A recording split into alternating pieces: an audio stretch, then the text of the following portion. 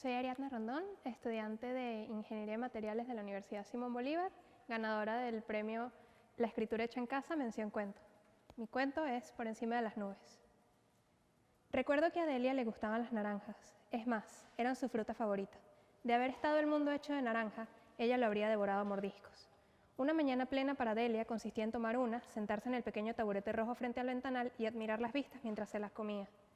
Aún así, sus gustos por las naranjas eran minúsculos en comparación a cuánto Delia amaba vivir en las alturas. Nació siendo afortunada, en un piso 60 de una de las mejores torres de la ciudad, donde apenas podías distinguir la vida que debajo concurría. La caracterizaba una profunda ignorancia, como cualquiera de su piso, y es que en estas ciudades en el aire el vértigo parece ser colectivo, mirar hacia abajo es casi un delito y Delia nunca ha sido una criminal. Llano Cosebeida es una de tantas ciudades en las nubes. Fue en tiempos pasados cuando los antiguos vivían al ras de la superficie, uno junto al otro, pero ya es de hace mucho que eso ha cambiado, si es que es verdad que alguna vez fue así. Actualmente residimos en torres, gigantes rascacielos interconectados por túneles y puentes, niveles por encima de la tierra. El aire está repleto de cosas para hacer, en especial mientras más arriba te encuentres. Allá, en la cima, los sueños ya no están en el horizonte lejano, ahí están en tu periferia entera, al alcance de tu mano. Las torres son vecindarios verticales, así los describen en los libros de texto, y así lo cantan las canciones en el jardín de niños. En la cima están los aray, disfrutan de la terraza, y dicen los más ingenuos que si extienden su mano al cielo pueden tocar las estrellas. Un aray tiene estrellas de mascotas. 10 pisos se extienden sus terrenos en cada torre, en su mayoría apartamentos vacíos. Debajo de ellos, pero en una condición no muy distinta, están los Eki, ahí donde Delia. Los Eki y los aray viven en un mundo aparte del resto. Pueden ver el pico de la montaña a los ojos, mientras los demás estiramos el cuello, y son tan pocos que casi se conocen entre todos. La gran mayoría de habitantes en la ciudad son Hakiki, Yaota y sobre todo Isashi. Los Hakiki vivimos en el medio, los Yaota en la base y los Isashi fuera de la torre, igual que los antiguos. Es en la superficie en donde se siguen produciendo la mayor parte de las cosas. Allá están las plantas, las minas, la mayoría de los animales y muchísimas enfermedades. O al menos eso enseñan en las escuelas, no se habla mucho de los pisos inferiores. Claro, tiene sentido, ¿quién querría bajar? La meta es ir hacia arriba, como bien dice la madre de Delia, la señora Gloria, quien nació siendo yaota y ascendió poco a poco hasta que logró mudarse al piso donde ahora reside, como Eki, a punto de codearse con lo más alto. Son las personas que escapan de la base quienes peor hablan de ella. Al escuchar las historias de la señora Gloria, la bilis se te acumulaba en la garganta con la sola idea de bajar. Los pisos no son garantizados, así como se puede escalar, se puede descender. Debes procurar mantener tu posición siguiendo las reglas, trabajando duro y haciendo conexiones con las personas correctas. Pero si tu deseo es subir, eso no basta. Necesitas ir más allá, algo que la gran mayoría de nosotros no tiene los recursos para hacer. Con el fin de promover la igualdad de oportunidades, existen los CARIs, concurso anual de repartición de inmuebles, una oportunidad como ninguna otra. Es así como la señora Gloria pasó de yaota a Hakiki y con trabajo duro y más sacrificios de lo que una vida debería tener, terminó ascendiendo sin necesidad de ganar otra vez, algo que es casi inédito. Como ex ganadora del CARI, se le dio la oportunidad de ser parte de la junta de organizadores para esta entrega anual y como toda madre habría, ella involucró a Delia, nombrándola una de las secretarias de la junta.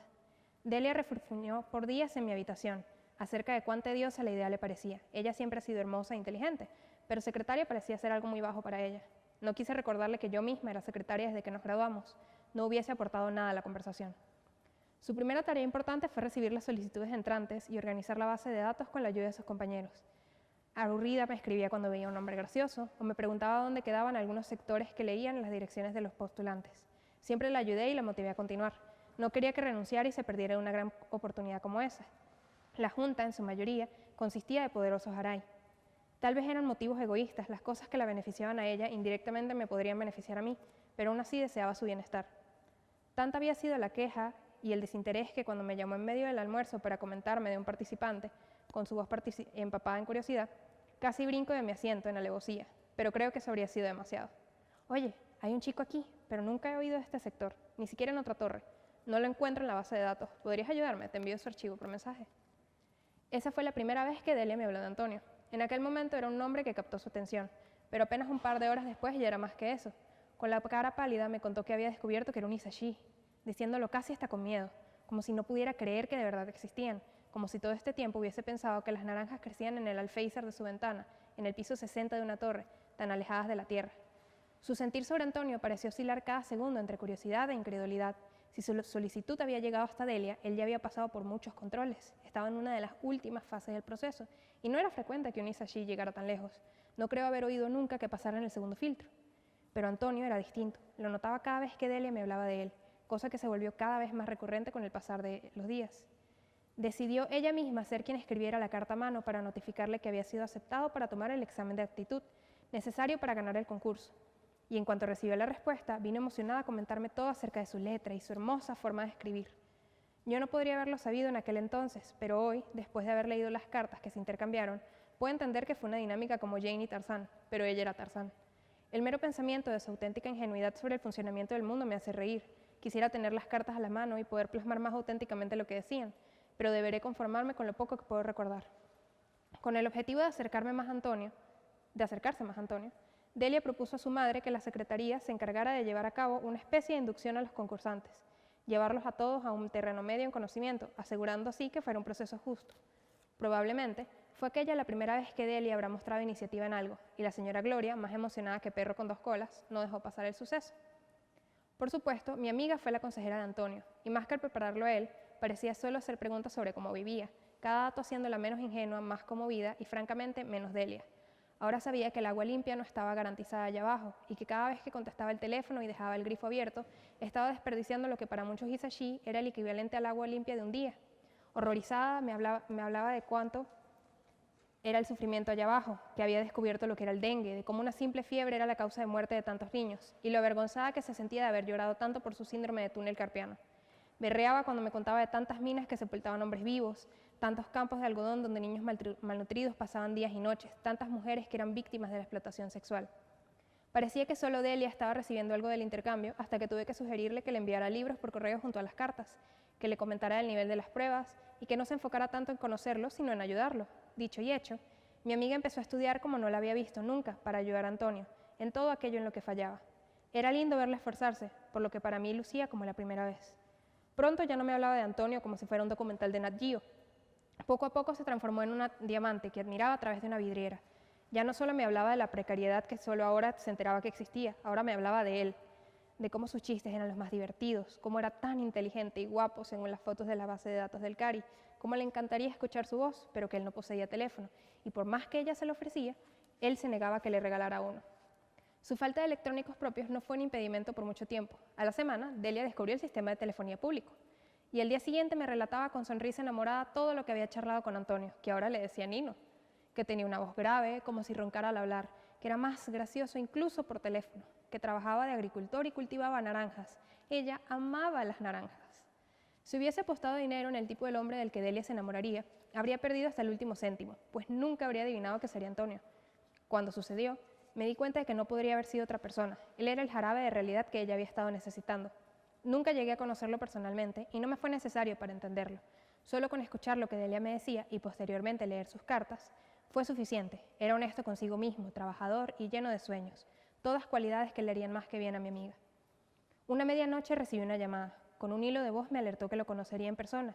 Irían a una cafetería yaota, en la base de la torre.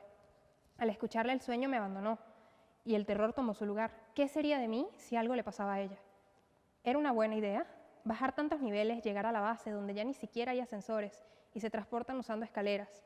Podía ser peligroso para alguien como ella. A pesar de su palpable miedo, intentó tranquilizarme y evitar que la disuadiera. Mamá nació siendo yaota, será la primera vez que veré cómo era su realidad, me dijo, sorprendiéndome al darme cuenta que mi amiga había cambiado tanto. En todo el tiempo que la conocía, nunca había expresado más que un frívolo interés en el origen de su madre. El día siguiente lo pasé imaginando todos los resultados posibles del encuentro entre ellos, con las palmas sudando por la sofocante ansiedad.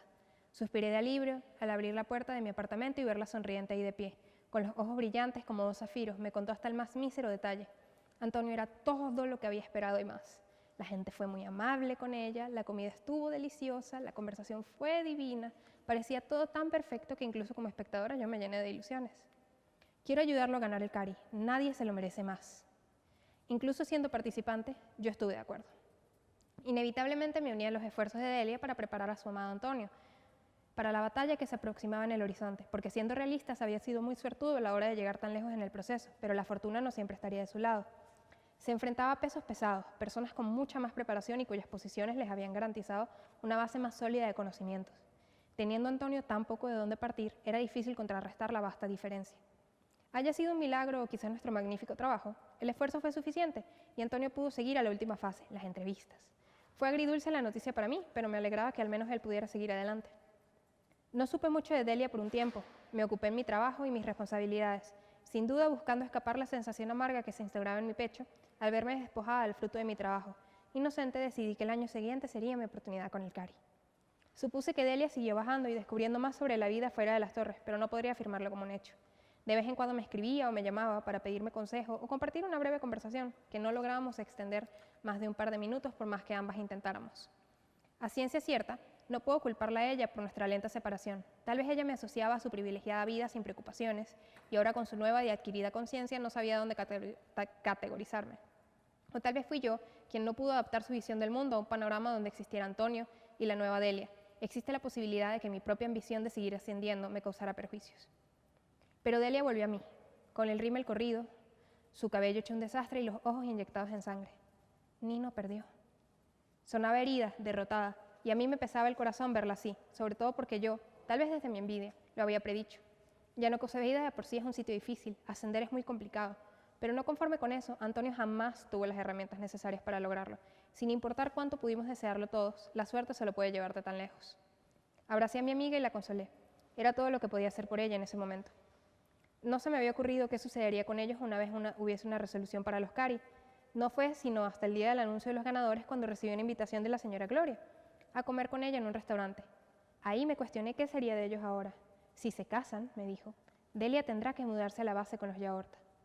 Fue lo primero que dijo en cuanto me senté a la silla, dándole sentido al por qué éramos solos nosotras dos en el sitio. Ayúdala a tomar la decisión correcta. La verdad era que, si Delia nunca hubiese conocido a Antonio, probablemente yo sabría exactamente lo que ella pensaba y tendría forma de aconsejarla, tal como su madre pretendía que hiciese. Eso ya no era así. Delia había cambiado y nuestro vínculo con ella, pero más importante aún, yo no sabía cuál era la decisión correcta. La última vez que hablé con Delia le llevé una cesta de naranjas que compré en el mercado.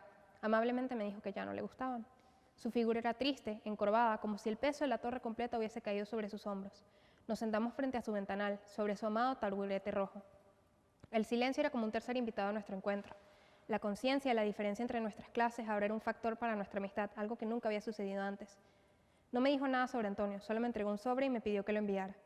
Y cuando decidimos que ya había sido suficiente de mirar las nubes sin nada que decir, nos despedimos en su puerta con la promesa de vernos pronto. El sobre tenía dirección y el nombre de Antonio. Y contenía muchas cartas, cada una de las que se habían enviado desde que se conocieron, casi como una línea temporal de los últimos meses. No pude evitar leerlas, supuse que por eso Delia había querido que yo las enviara, como si buscara que yo también supiera su decisión. La última carta era de mi amiga y estaba fechada el mismo día que consolé su llanto en mi habitación. La leí tantas veces que podría recitarla como si del himno nacional se tratase. Mi querido Nino, te he amado como un fotógrafo ama la naturaleza. Te admiro como quien admira una puesta de sol. Me has abierto la mente a un mundo que desconocía, me has llenado de las más inmensas alegrías y las más profundas tristezas. Si me quedase junto a ti, no hay duda que viviría cada día sintiéndome amada, con el corazón a punto de estallar de tanto sentir. Y quizás, si fuésemos otros, eso sería más que suficiente. Pero no somos otros. Soy Delia, una flor silvestre que ha nacido en cautiverio y que no sobreviviría a las adversidades de la naturaleza. No puedo seguir contigo, porque si lo hago, me casaré contigo y me perderé a mí misma, perderé todo lo que por lo que mi mamá ha luchado. Desaprovecharé la gran oportunidad con la que he nacido y te condenaré a una vida en donde nunca lograrás saciar mi hambre. Si el mundo fuera un poco más justo, si la altura fuera un poco menos grande, lo nuestro funcionaría. Pero ya lo hemos comprobado, luchamos tan duro y siguen habiendo 60 pisos entre tú y yo. Seguiré luchando, tal vez así, otra Delia y otro Nino puedan tener estrellas de mascota. Te amaré por siempre, Delia. No sé señalar con exactitud lo que me impactó tanto de esa carta, pero sé que se sintió como una materialización de mis peores miedos. Desde que conocí a Delia, luché para que nuestras diferencias no nos superaran, para que viera en mí un igual, y mientras ella desconocía la realidad y en su inocencia creía que todos éramos iguales, funcionaba, pero ahora no era así. Ella sabía que personas como Antonio, personas como yo, vivíamos en una situación distinta. Al tener conciencia de lo largo que era el puente que nos unía, de repente ya no quiso cruzarlo, y yo tampoco. Nuestro vínculo terminó por romperse. Una vez enviadas las cartas, no volví a saber nunca de mi antigua amiga, ni lo relacionado a ella. Salí ganadora del CARI y años después logré alcanzar todo aquello que en mi juventud me había propuesto. Hoy, después de mucho, vi a Delia en una junta de inversores para la firma que trabajo. Se veía cambiada, más madura, seria. Ha pasado tanto tiempo desde aquello que verla me causa nostalgia. Inevitablemente me he puesto a recordar los viejos tiempos y la forma en que culminaron.